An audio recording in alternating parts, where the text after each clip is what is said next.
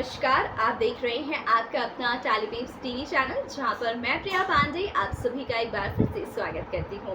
बात कर लेते हैं जी टीवी के the most popular show Bhagyalakshmi की। गाइस, भाग्यलक्ष्मी की कहानी में ना वीरेंद्र अंकल का ट्विस्ट आने वाला है। हाँ, आतंकी टेररिस्ट का जो ड्रामा है वो सीरियल में चल रहा है, मगर वो ज़्यादा दिनों तक नहीं चलने वाला है।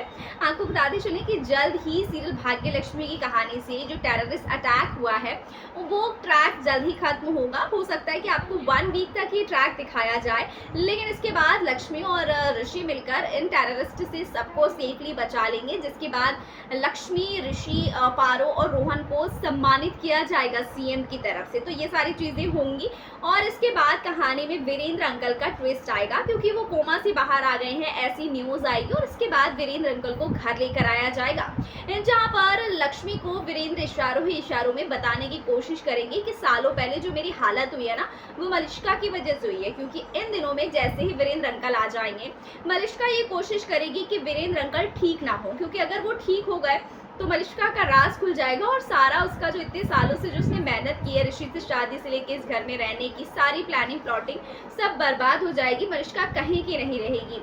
तो ऐसे में ना मलिष्का नहीं चाहती है कि वीरेंद्र अंकल जल्द से जल्द ठीक हो, इसलिए वो वीरेंद्र की दवाइयों के साथ कुछ गड़बड़ घोटाला करती है और लक्ष्मी उसे रंगे हाथों पकड़ भी लेती है। मगर मलिष्का ना यहाँ पर लक्ष्मी को बेवकूफ बनाने में कामयाब हो जाती है, मगर वीरेंद्र अंकल ना अपनी बेटी लक्ष्मी को इशारों में बहुत कुछ बताने की कोशिश करते हैं, जिसके बाद लक्ष्मी ना मलिष्का का सच जानने के लिए उसकी जासूसी करती है और तब जाकर लक्ष्मी को पता चलता है कि सालों पहले किस तरह से वीरेंद्र अंकल को धक्का दिया था हमारी मलिष्का ने, जिसकी वजह से इनके सर पर बहुत गहरी चोट आ गई थी और उस चोट की वजह से कोमा में चले गए थे।